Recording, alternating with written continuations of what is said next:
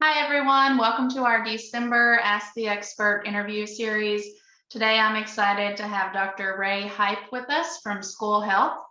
We've worked with School Health for many years on purchasing our spot cameras from them, but there's so much more that School Health does, and we're excited to learn all about that today.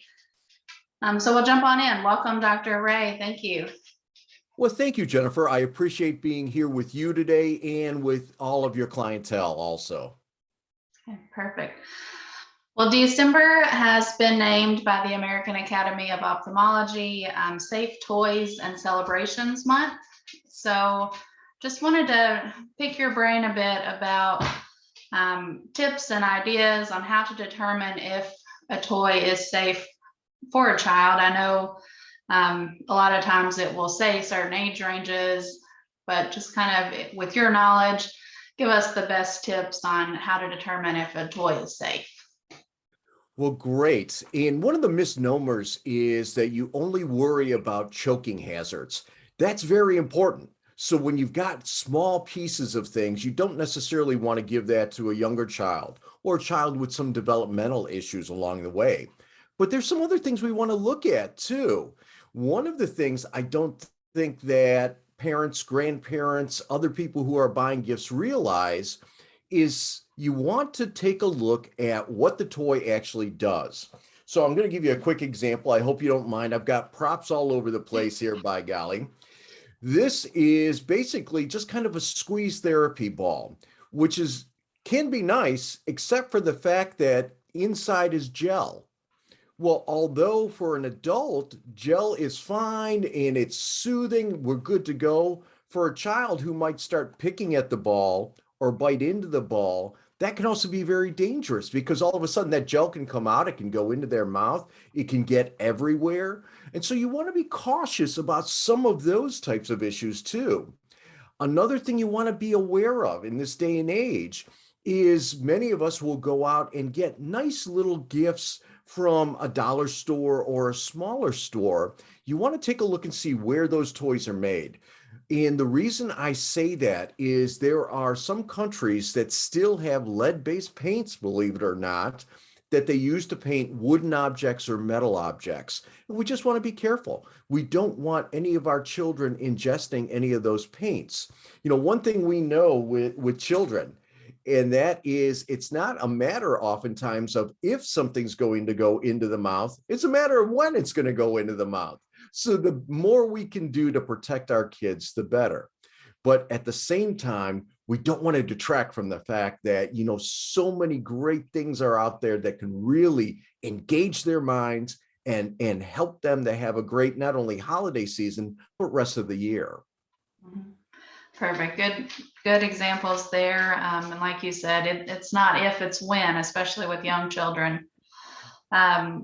So you also specialize with children who have special needs and working in the special education realm.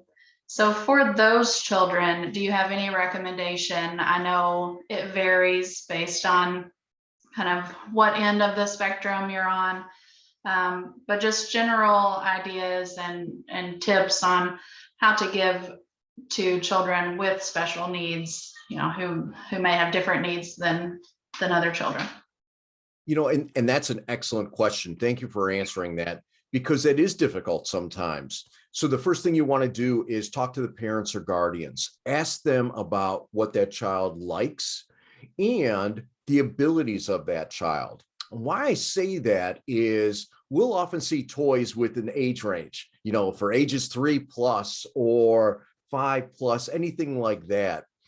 We have some children that may have what we call cognitive difficulties, where developmentally they might be 8, 9, 10 years old, but operating at the level of a 3-year-old or 4-year-old. And so by knowing that, you can kind of tone back to what that child actually needs. So even if you've got, you know, you want to teach them how to play checkers, well, we want to think about, okay, what age range is that appropriate for? Because for some of our children, if they struggle, checkers, even though they might be 10 or 11 years old, is still not going to be a good game because they don't necessarily understand the movements of game, or even how to take turns and play the game. So the first step is always ask the parents or guardians what they might need. The second thing is never to assume. And this is why I say this. I have worked with some absolutely phenomenal individuals who have Down syndrome. And the intriguing thing is that oftentimes the outside world will look at these individuals and say, oh, that poor child, and then almost in a sense, take something and lessen the abilities for that student, whereas cognitively, that student might be just the same as every other student their age. So we don't also want to say, okay, well, for that particular student, they're just going to get, a stuffed animal, which is a fine gift to give. And we'll talk about that in a couple of minutes. But maybe they want something like a checkerboard. Maybe they want something like a game that you can play with others along the way. So again, kind of get that feedback from the parents or guardians, but at the same time, don't presume something less for that individual. Right. Yeah. And this is kind of off topic a little bit, but if I would assume if you're close to that child, obviously talking to them as well, kind of getting their interest. And, I think that just engaging with them as much as you can, depends on the situation, I know, but, they would appreciate the ask too. You're absolutely right. I mean, we want to think about it. There's this, for those of us who've been around for a generation or two, or maybe a few more, the big thing back in the day was you'd go to the large department store and wait in line for an hour, although it might have only been 5 minutes, but it felt like an hour when you were waiting in line so you could go up and sit on Santa's lap. What was always interesting was to hear the stories from those adults at the time saying, yeah, we stood off to the side and wrote down things. We weren't writing down pony or puppy, but we'd listen to some of the other games. I think that's still an important thing. We don't necessarily, again, have to take our kids to a mall and to meet with Santa or a special thing. That's absolutely fine. Some students may be taken aback by that, but talking to them is great. Because you know what they'll do? They'll give you why. And sometimes the why is astounding.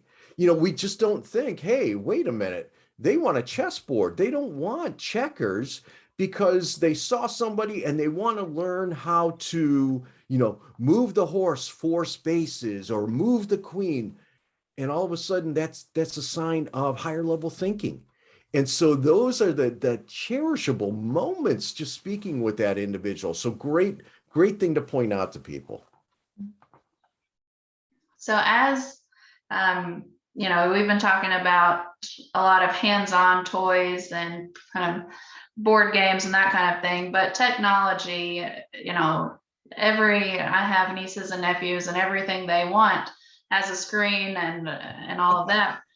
So as technology develops more and more and more are coming out that are educational, do you have any that I'm going to ask both ways, that you absolutely do not recommend, and then vice versa, any that you've seen good results from and that you think are very educational and good?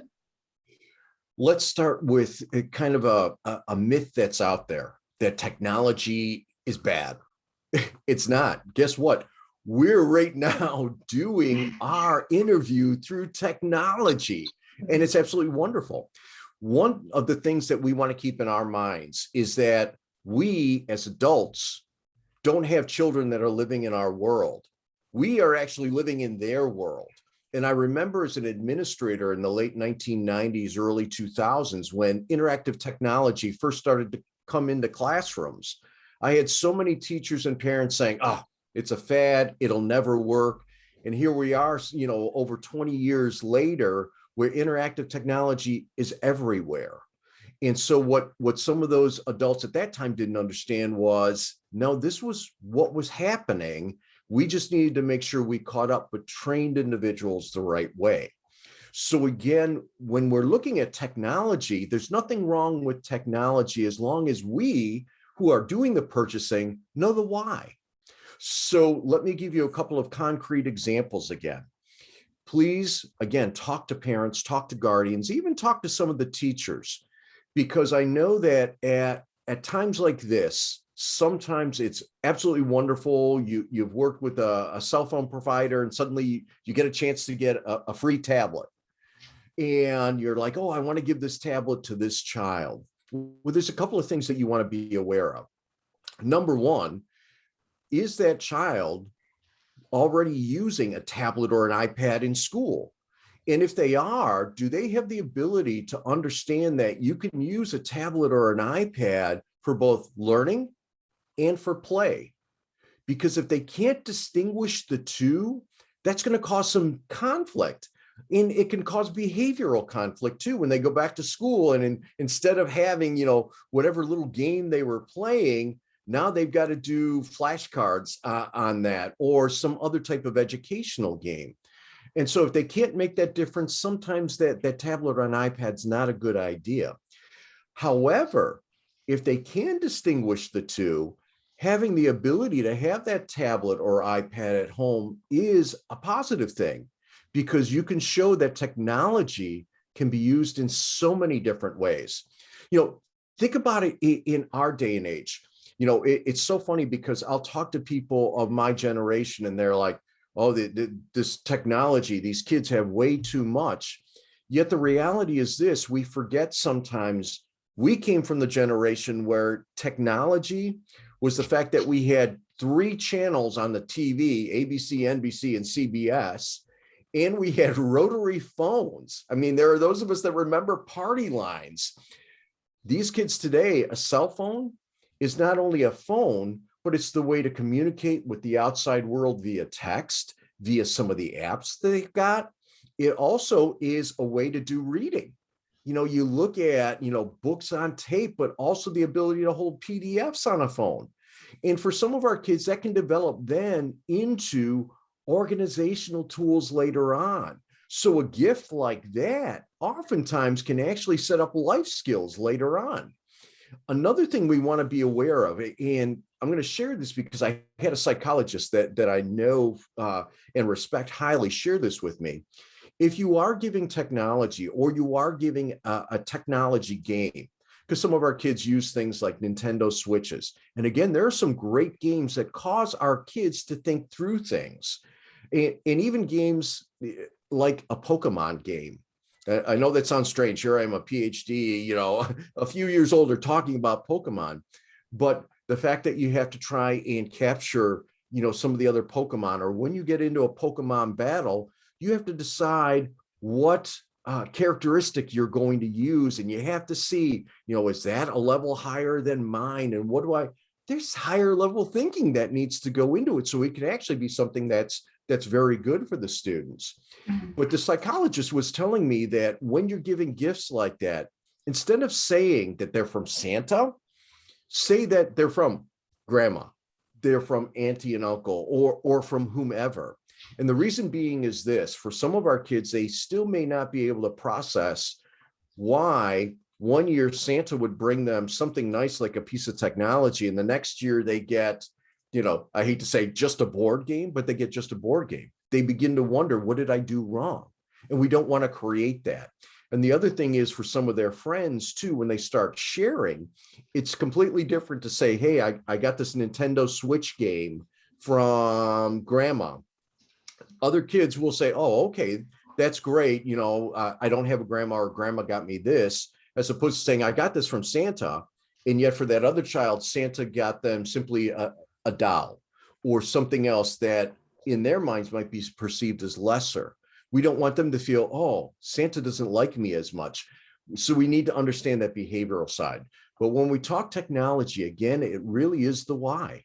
Because again, any of these technologies, if that child's thinking through things, using it to play, but also learning some other type of skill, it's okay to buy that. It's okay. It's a good thing.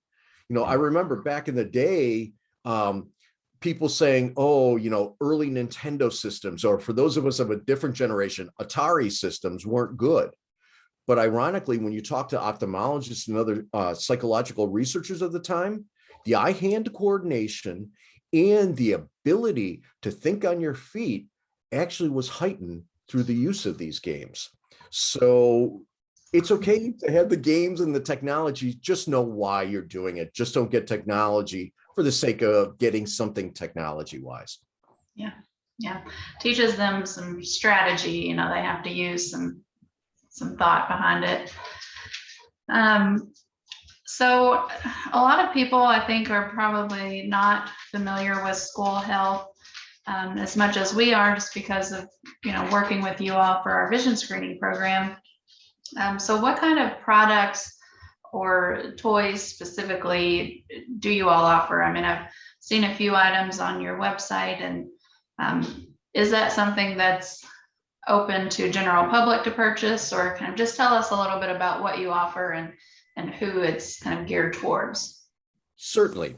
So the wonderful thing about school health, aside from it being around for over 60 years and being a family business, is we look at a holistic approach to every single individual from birth to end of life. And so although our name is school health, we do so much more. We do a lot with early childhood. We do a lot with special education as well as general education. So when we think of toys, we want to think about things that, again, might have multiple purposes. So I'm going to bring out, I told you I'd talk about stuffed animals a little bit. I'm going to bring out one of my friends here. This is Theo the therapy dog. And Theo is a great little pup. He is all soft and cuddly, yet he's also got a couple of things that differentiate him from other stuffed animals. The first thing is that he's weighted. And so this makes for actually a great lap pad, or something that a child can be doing a little bit of weight work with. We're not always going to get a weighted blanket.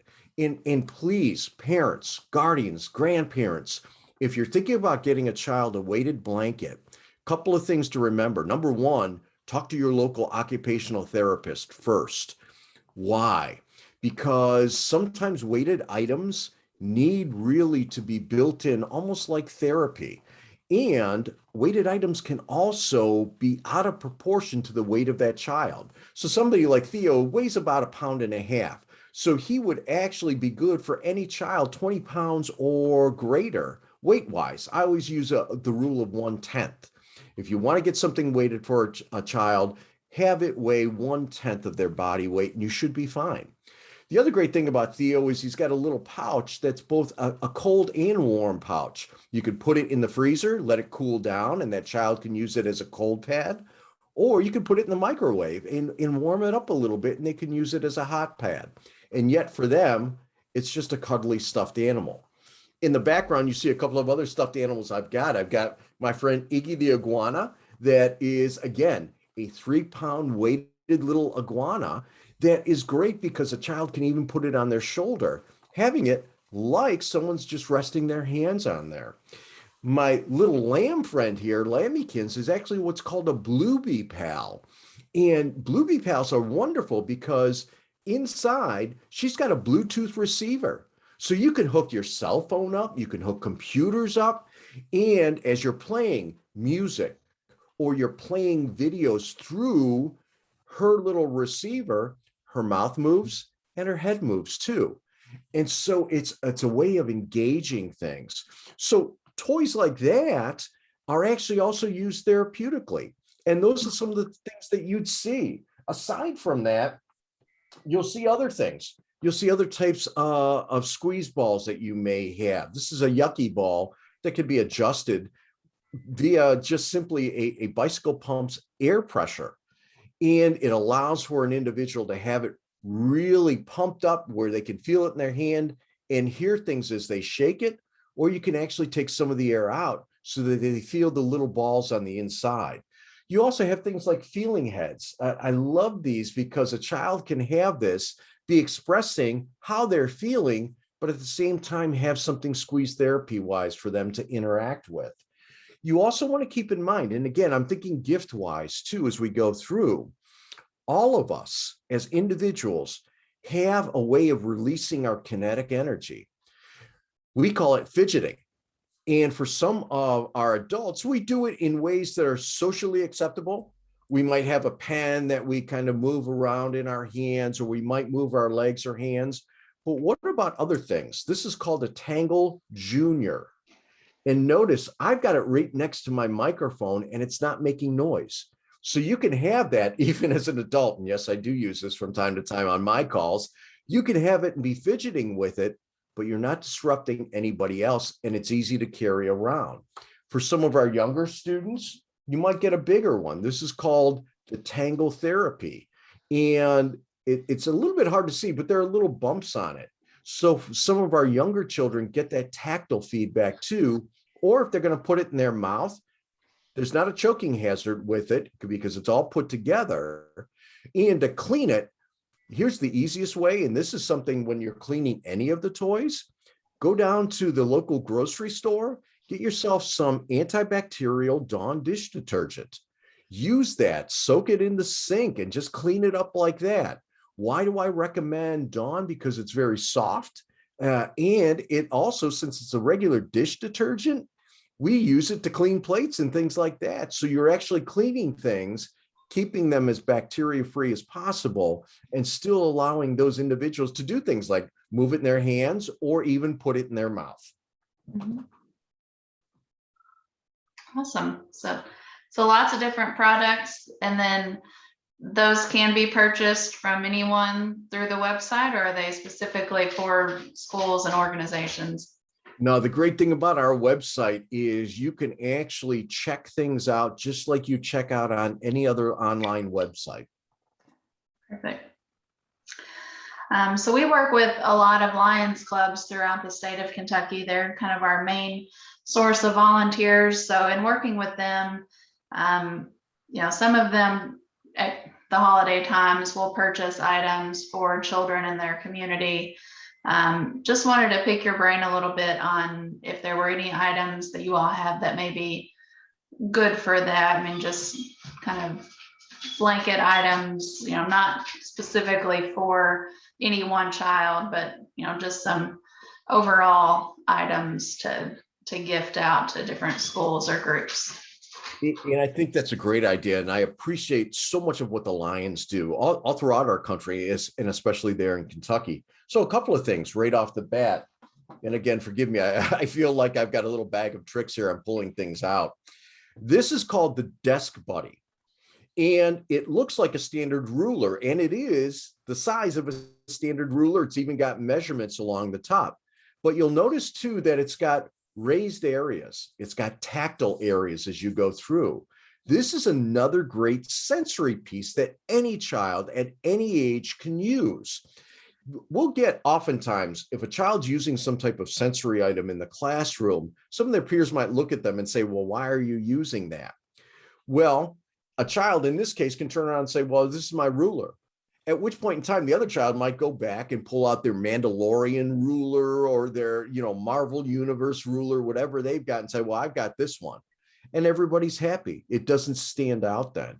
But what this does is it's pragmatic, because again, you can use it like a ruler, but they can be getting that tactile feedback at any point in time. So this is a great tool to have in any type of a classroom.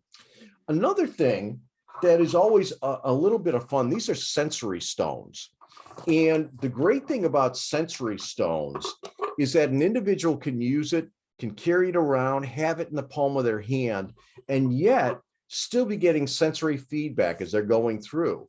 And you can see, even though I'm moving my hands in front of the camera, I'm not trying to be a magician, but it is hard to see the sensory stone. Again, it's unobtrusive. And yet that sensory feedback can actually help individuals with attention issues. It can help individuals that have other types of sensory input issues. So those are some things to be aware of. Another thing, and this goes back to not only to our Lions clubs, but also parents in that, we oftentimes think about doughs or any type of a putty going in. A couple of things immediately to think about. Number one, it has to be non-toxic, whatever you're getting. The second thing you want to think about is how long is this going to last? Some of the doughs that are out there today, literally you open it up, and if you leave it open for more than about 2 or 3 minutes, it hardens up. One of the doughs that I love to recommend is a dough called Mad Matter. This dough is actually made from a polymer. And immediately people say, oh, a polymer, that means it's bad for the kids. No, it's actually non-toxic. And I'm going to pull this out, and you see it does come in different colors. I've got the purple color here. Now, because it's non-toxic, again, remember what we said earlier, it's not a matter of if, it's usually a matter of when they're going to put it in their mouths. Aside from being non-toxic, this was designed with the specific young lady in mind who had allergies. So this is also wheat-free, gluten-free, and casein-free. And so now that child might be playing with it. And again, you can play with it, you can use it just like you use any other type of dough, building things, or use it as that sensory relief piece. And if they have it sitting on a desk and somebody says, what is that? And they say, oh, it's my stress relief. Well, guess what? Everybody goes, okay, that's fine, and walks away. I've even got adults that will use this simply because of the fact that it's nice to squeeze and it doesn't dry out because it's a polymer. Next thing people often ask is, well, wait a minute, something like that, how do you clean it, especially in this day and age with all kinds of things going around? Because it's a polymer, it's not water-based. Where does bacteria and viruses normally live? In the water of anything else. So to clean something like this, we just flatten it out like a little pancake. Take your cleaning wipes, your Lysol wipes, or again, some of that Dawn dish detergent, clean it off, let it air dry, and then it's clean because there's nothing getting on the inside since it's actually just a polymer that's in there. So again, something like a Mad Matter is a great tool to give because it can be used for so many different things and yet still have that idea in the long run of being something that's therapeutic for everyone that comes in contact with it. So those would be some of the things that we'd look at. Other Lions clubs, as you're out there, talk to the schools about what are some of the things you're struggling with. You know, one of the things I've got here, I have come to love this. This is called an Orcam Read. And it's a device that a lot of times a school may have on their wish list, but aren't able to get it right away. It's a great device because it helps any individual that has difficulties with readings or vision issues. And what it does is literally when you turn it on, you point and click, and it will read text out loud to you, or you can put in earbuds and it would actually go right through the earbuds, read that text out loud. But part of the power of this is I'm not just using it with a book or a magazine. I can actually also point it at a computer screen and it would read any of the text off a computer screen, because for some of our readers, they aren't able to easily access that text to speech that might be on a computer or anywhere else. For those with vision issues, they could even take this into a restaurant, read a menu, or read the menu that's above the counter as they go through. So that might be something for some of our Lions clubs to consider along the way. Some other things that make sense. There's a great software program out there called Social Express. It's a fun program. Kids love it. But what it also does is teaches social interaction in a way they can relate. And so that's something too, having that capability to understand how to interact socially, because that's not an easy thing to do, especially in this day and age where our kids have been separated for so long. And then just one other thing, and this is for, especially here at the holidays, something to think about. Some of our kids get overwhelmed, and some of our adults get overwhelmed too, and they don't want to wear the larger types of headsets that might either cancel out noise or reduce noise. There are smaller things. These are called vibes. And what I love about vibes is they're just really earbuds that go in, and they're hard to see. I've got a little cord on here now, but you don't need the cord. You could just take the earbuds and stick the earbuds in. And now noise is being reduced. I can still hear things, but I wouldn't hear kind of large gatherings going on. And what's nice then is an individual can feel a little bit more calm and not as overwhelmed as they're going into any type of a party setting or a social setting. So those are some things right off the bat that we might want to consider, especially the Lions clubs, as they're going out and working with schools, bringing to the table. Yeah, some really good recommendations. So if you could give kind of your top recommendation on a family member who is giving a gift to someone with special needs, kind of what would your top recommendation be? And then we'll kind of wrap up after that. Excellent. My top recommendation is always going to be sensory. And the reason being is sometimes that's the area we forget as neurotypical adults, because it's the area that we don't understand ourselves well. We've just learned to adapt ourselves and our needs to whatever's socially acceptable. When we were kids, we might have heard, hey, don't do that. I heard a lot of times, don't talk with my hands. You notice I talk with my hands though. And what's absolutely funny is anybody who's actually seen me speak knows that I walk around a place. That's how I release energy though. Our kids don't always understand that. They can't make those adjustments. So again, something like a weighted stuffed animal, or even just a standard stuffed animal, or again, things like that Tangled Junior, or some squeeze balls or sensory stones, something that they can take around with them that's portable, that's easy, that can be cleaned. Those are the types of things that can be most helpful for an individual. It might not, in our perception, be as cool as a game. However, I tell you this, if all of a sudden a child just finds hours of enjoyment with this and it allows them also to focus better, this is the more practical gift and will pay off in the long run. Mm-hmm. Yeah, that's good. And I feel like, and this is just my opinion based on watching nieces and nephews, but I feel like those sensory items are becoming more popular.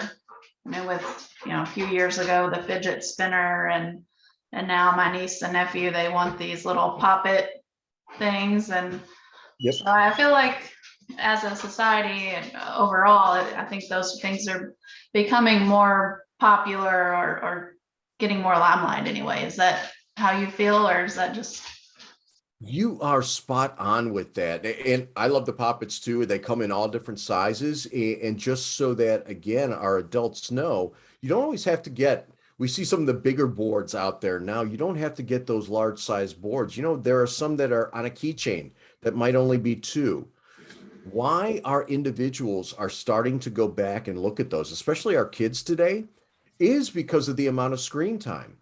People don't understand that when we're using that iPad or our cell phones, this is actually what's referred to as a passive action, because there isn't always that feedback that goes into our fingers as we move on, even if we're gesturing or anything like that. And so having something where you can have the little poppets going back and forth, or you can have some type of a fidget cube where there's movement going on, actually helps us process information. And so those are all good things. The only caveat I would give is be careful when you're getting something like a poppet, or you're getting a fidget spinner or something else, because sometimes those can be distracting to everybody else. You don't always have to get the things with the brightest colors or lights that go off or all kinds of noise.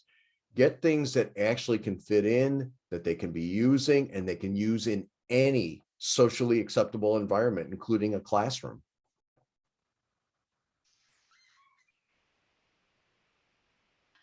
Well, my dog has found his toy to play with after all this talk of toys. So he's now squeaking in the background. So we'll wrap it up at that. But thank you so much, Dr. Heipp, for being with us today.